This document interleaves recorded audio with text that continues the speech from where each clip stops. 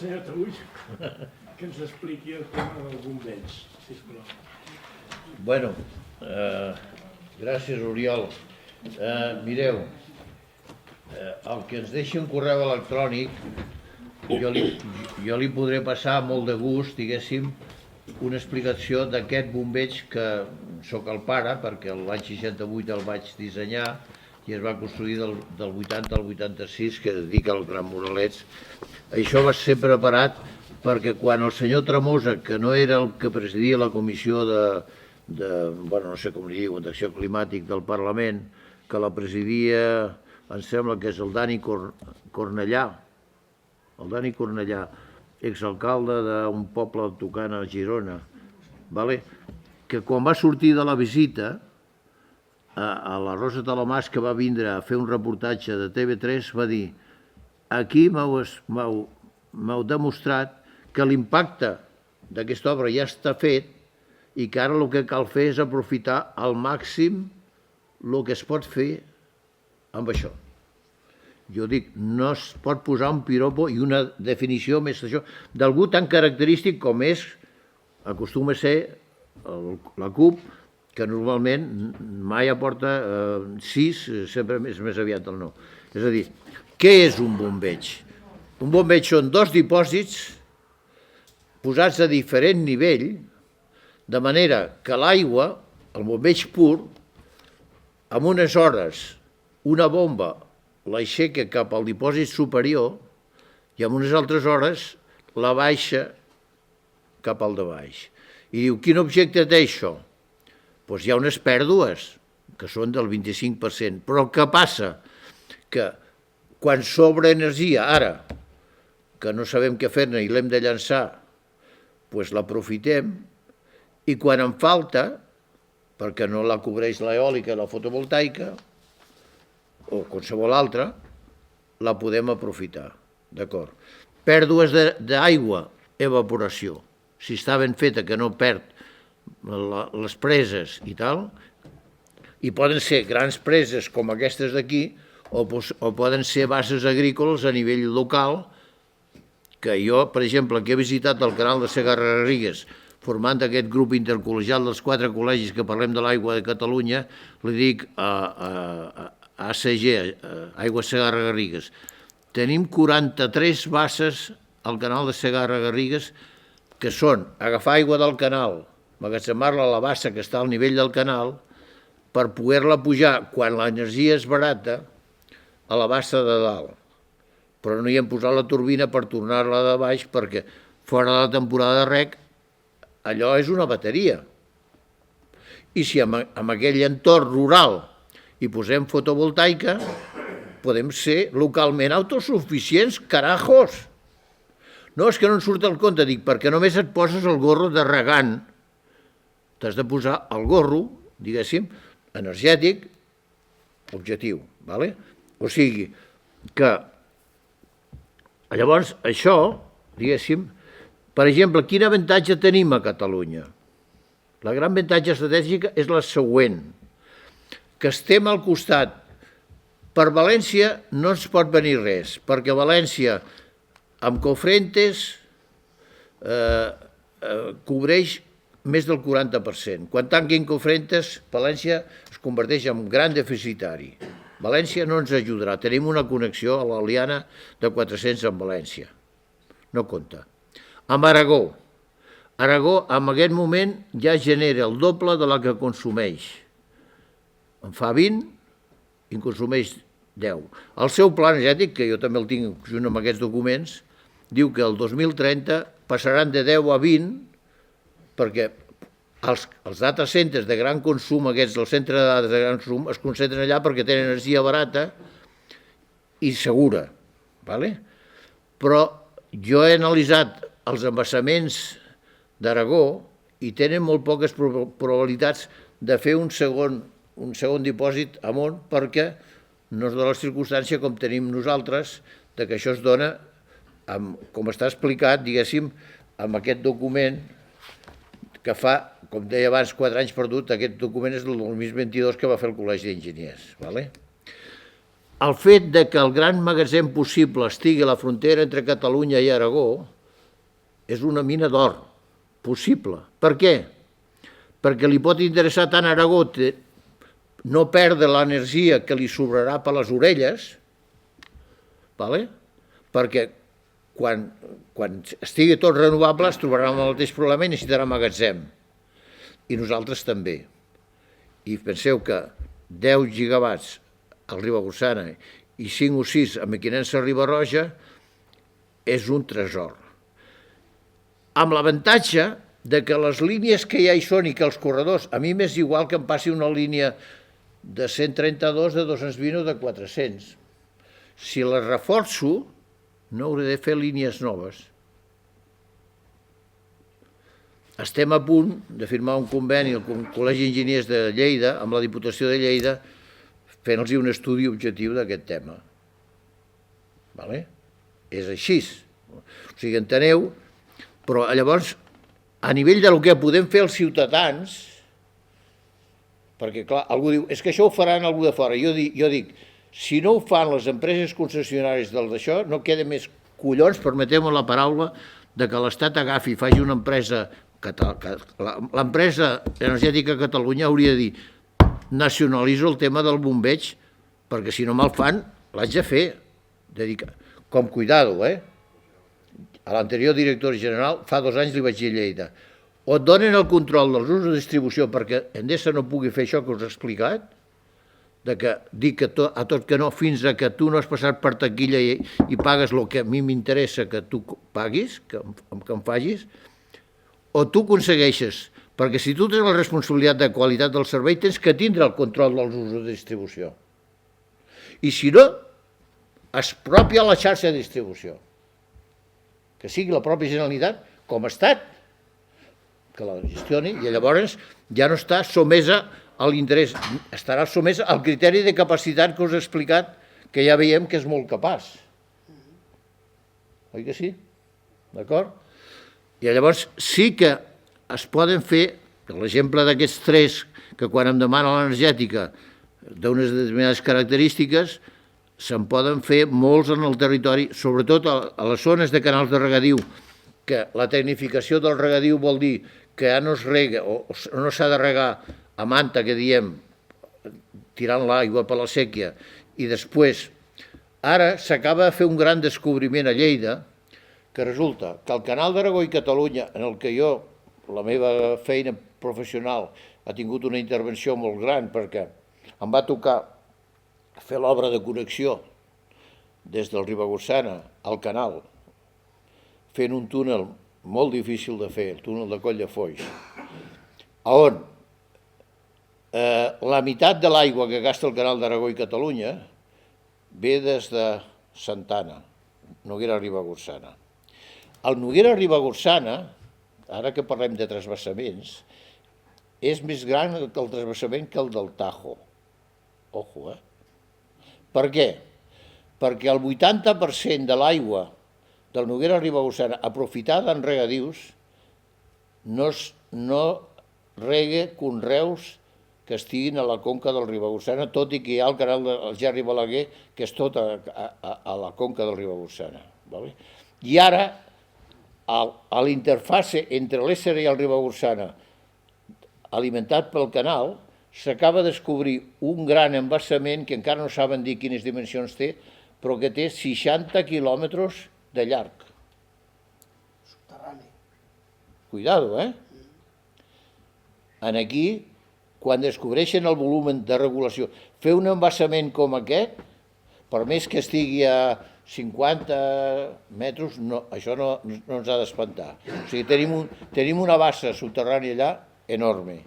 Podríem dir que el que passa és que sé que és valent, però us explicaré una anècdota de fa un any que em demanen anar a donar una xerrada amb uns enginyers de l'aigua als 7 Portes. I em poso a parlar, hi havia 10 enginyers industrials jubilats, tots havien treballat a Aigües de Sabadell, Agència Catalana de l'Aigua, Aigües de Barcelona, etc. I quan estic ja quasi acabant, tinc un polític al costat que diu no cal que t'esbravis més, Toni. no trobaràs ni un sol polític a Catalunya que deixi parlar no ja del transvasament de l'Ebre, sinó d'una interconnexió. I, bueno, el Ramon Tremosa, al cap d'una setmana, estava amb aquest dirà i era el Ramon. Em convida a anar al Parlament a escoltar el debat que es va fer sobre l'aigua. 5 hores de parlar i no es va parlar ni de l'Ebre ni d'interconnexió. Només hi va haver un grup d'ultradreta que va parlar d'alguna interconnexió. El tema del Delta de l'Ebre, la solució, jo la vaig donar fa 35 anys a la Confederació de l'Ebre, que vaig ser membre de la Junta de Govern i coautor, com s'ha dit aquí, del primer Pla Hidrològic de l'Ebre. És tan senzill com que ara estem llançant 100 metres cúbics d'aigua per segon, que quan hi ha hagut la crisi del 2023, fins els propis regants dels dos canals, 15 dies regaven un i 15 dies els altres, però els 100 metres no es van tocar ni un litro. Si aixequem aquest vertit al mar 1 metre, s'ha acabat el problema, perquè el pes, la pressió que fa aquest metre o més d'aigua evita que l'aigua del mar de densitat 1,035, això potser ja d'alumne de primer de batxiller, compensa l'una a l'altra a 25 metres de profunditat. Hi va haver un projecte, l'any 2004, seguint la meva idea, van agafar-se, van anar a Itàlia, van veure això fet ja al delta del Po, al peu de Roma, van fer el projecte, el van redactar, la Confederació el va aprovar i se'l va carregar a la Direcció General de Costes de Madrid, que va dir que no. Però l'altra cosa és que es pretén evitar la regressió del delta transportant suposats llots acumulats a la presa mequinense que si arriben a arribar a Riomar, al vertit al mar, no duren ni 5 minuts, perquè si les llevantades ens treuen la sorra de les platges, imaginem els llots. I llavors, fins que anar a l'holandesa, aquí també a l'holandesa, que s'ha de fer solucions, diguéssim, perquè si no fan això, el delta de l'Ebre, que els camps d'arròs estan a la cota 0,5 sobre el nivell del mar, com pugi 20 centímetres al nivell del mar, se li salinitzen els camps, es tallen el coll. Bueno, explicar bé això, però bueno, el que tingui interès li puc fer arribar al folleto que ho explica perfectament. Vinga. Per al Jaume Morron, no ens has parlat mai del CO2. Tot el que has explicat de per què tenim que fer aquestes energies netes, no hi ha una obligació per part de la Unió Europea per al 2030 i pel 2050? Has de tancar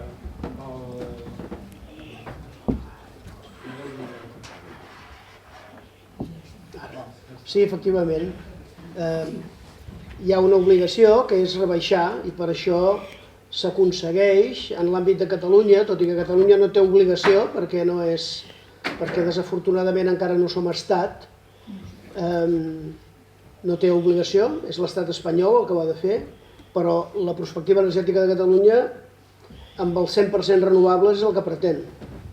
És a dir, el CO2 queda a l'any 2050 neutre. Catalunya seria un país amb emissions zero de CO2, net zero com tothom vol ser al món. Sí, sí. Jo, de totes maneres, el meu plantejament respecte a la necessitat de les renovables, el CO2 i evitar les emissions de CO2, és a dir, descarbonitzar, és una conseqüència d'una acció, que és l'electrificació del sistema energètic amb energies renovables. Li dono més importància a la primera part perquè la segona la tinc garantida. I el cobrir els canals amb Bueno, es fa a la Índia i es fa a molts llocs. Sí, sí. L'aigua Sí, sí. no faci mal a la vista. Sí, sí. És una opció més. El que passa és que són pocs gigawatts hora, però sí, i són més cars, perquè necessites unes estructures de suport de les plaques fotovoltaiques, però, evidentment, estalvies aigua perquè evites evaporació, col·loques les plaques fotovoltaiques amb una estructura ja feta, amb una estructura hidràulica ja feta. És el mateix que avui, per exemple, el DOC publica la informació pública d'un projecte d'una planta solar fotovoltaica impulsada per la pròpia Generalitat de Catalunya amb una antiga àrea de peatge d'una autopista a Arenys de Mar. Doncs molt bé, o sigui, hem de fer de tot. Hem de fer de tot i hem de fer de totes les mides. Aquestes dues iniciatives, la dels canals i les fotovoltaiques amb àrees de peatge, són iniciatives petites però que també ajuden. Ara, el repte que tenim és enorme i per tant necessitem generació massiva d'electricitat renovable. Vol dir que necessitem grans instal·lacions i a diferència de les grans instal·lacions fòssils o nuclears que ocupen molt poc espai, les instal·lacions pròpiament dites ocupen molt poc espai, les renovables n'ocupen molt. Llavors hem de fer un canvi de xip per al nostre cervellet i de dir el paisatge canviarem. Sí que el canviarem, clar, l'hem de canviar. De la mateixa manera que el romànic va canviar el paisatge del Pirineu. O sigui, jo m'imagino un pastor que entra al Pla de Montgarri i que de sobte es troba una torre de 20 metres d'alçada, quan el dia anterior no hi era, exagero. És un canvi en el paisatge bestial. Doncs ara els molins de vent formen part del nostre paisatge i en formaran, i és inevitable que en formin part. Per tant, més val que ens fem a la idea. Jo us puc dir que ja des de fa bastant temps, jo ara, per exemple, circulo, encara condueixo amb un híbrid endollable, no? I també he fet instal·lació, diguéssim, a teulada de fotovoltaica. L'híbrid fa 2 anys i mig, la subvenció no ha arribat encara, les plaques fotovoltaiques fa 3 anys i tampoc han arribat, però jo dic el següent, si tu tens una casa on s'hi pot posar plaques, no t'ho pensis 2 vegades, no vagis ja a buscar la subvenció, fes-ho ja, i a més fes-ho si la teva capacitat econòmica, que normalment si tens una casa segur que hi serà, perquè una instal·lació per una casa de fotovoltaica amb bateria està per sota dels 20.000 euros, corregeix-me, doncs fes-ho, perquè és que l'altre, si no, quan jo tinc excedents a la xarxa, els valors 0, no guanyo gaire perquè si no consumeixo, diguéssim, només a les hores de sol, i això és molt difícil de fer entendre a les mestresses de casa que... D'acord? I també, diguéssim, perquè la despesa que gastem en energia, com diu aquell, doncs miri, gastem 4.000 kWh en promig a l'any, que si són posem a 60, 4 per 6, 24, 2.000 i pico euros a l'any. Ho divideixes pels dies, doncs són 4 o 5 euros diaris. No sé, vull dir, no és, dintre l'economia domèstica, no és un factor determinant de gran cost. Vull dir, l'estalvi no mereix la pena d'estar pendent, amb aquesta hora endollo o no desendollo. No és possible. O sigui, què podem fer? Si tenim aquesta capacitat, no ho dubtem, aquesta contribució l'hem de fer, encara que l'administració, perquè aquí sí que l'administració, per menys de 100 quilowatts, no ens demana res. No podem fer-ho. Tampoc ens impedeix comprar un cotxe. El cotxe elèctric que es compra, si hi ha una subvenció, me l'hauria de donar el concessionari. I l'altre gran d'això és, atrevim-se a demanar que el Codi Civil es reformi perquè el recurs no sigui gratis. Això ho ha fet aquest senyor que estava aguantant el molí abans, el ministre alemany d'Economia i Acció Climàtica, va ser el primer que va fer quan va entrar en el càrrec. Si tu volies fer una impugnació, d'un projecte d'energies renovables havies d'avalar contra el dany... Això ja existia, ja existia. Esclar, això estic completament d'acord. Jo m'havia demanat una paraula, si em permeten. A veure, després d'aquestes interessantíssimes intervencions, jo em plantejo una qüestió.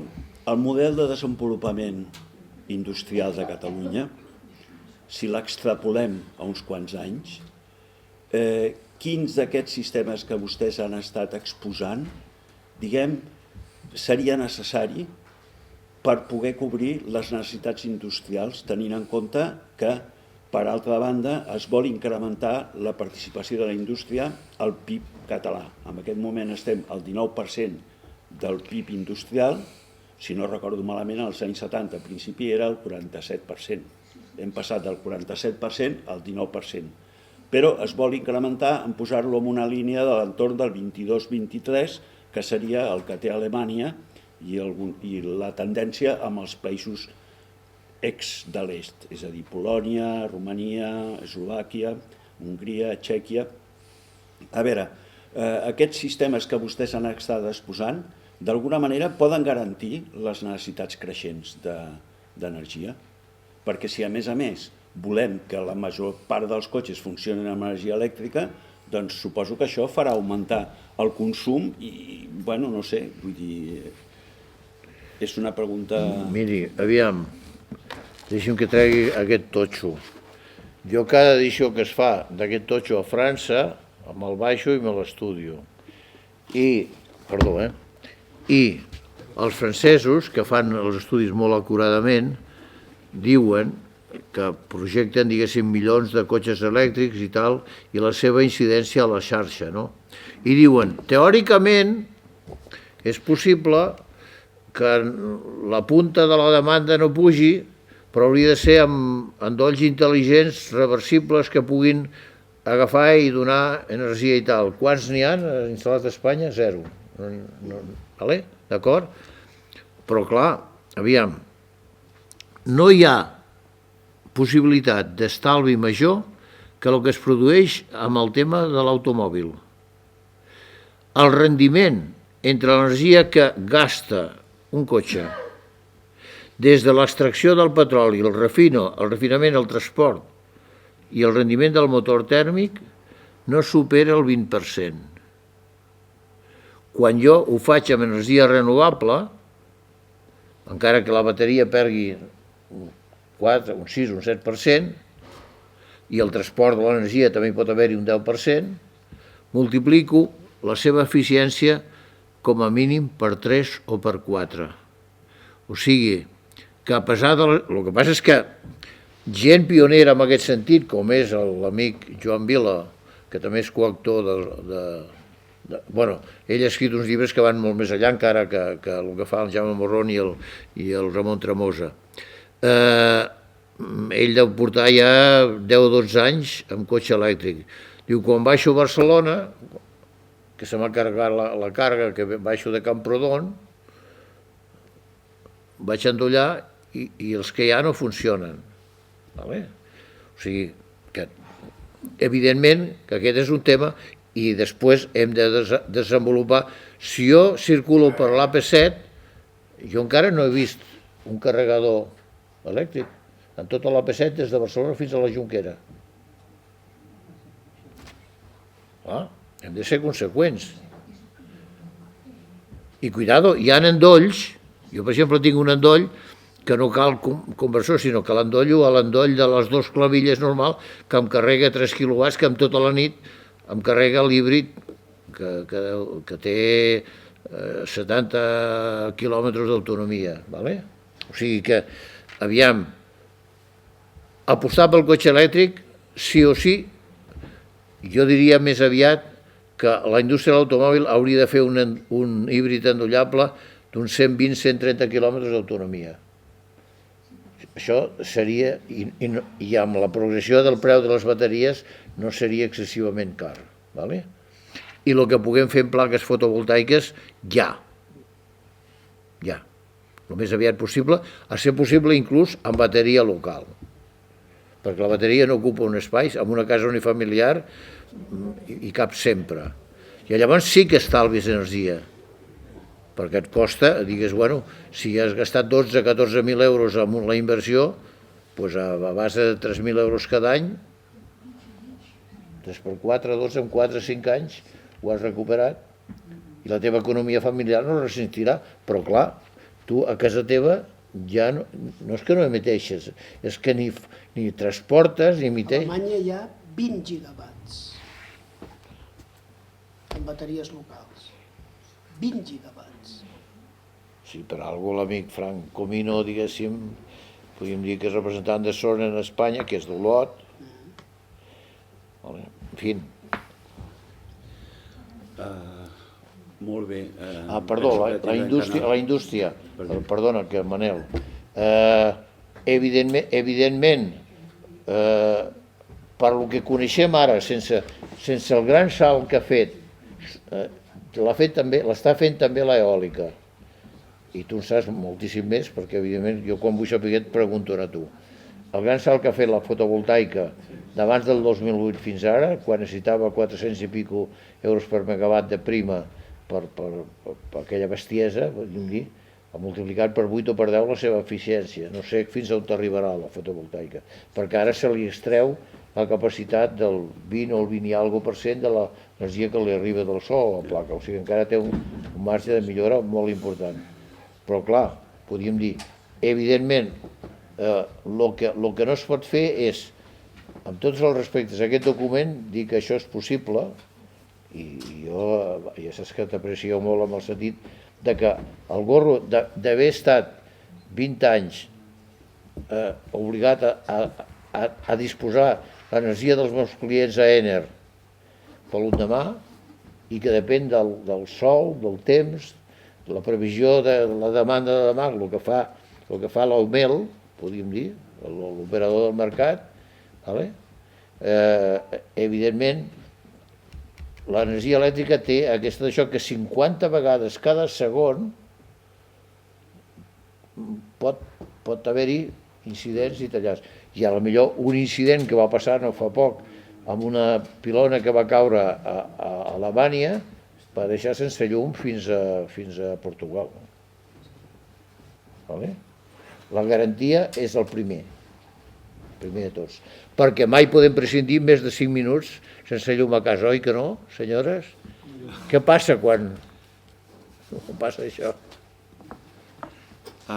Molt bé, se'ns acaba el temps, és un debat interessantíssim i que m'imagino que es podria continuar parlant i us agraïm molt la vostra participació i igualment el públic i bueno, esperem que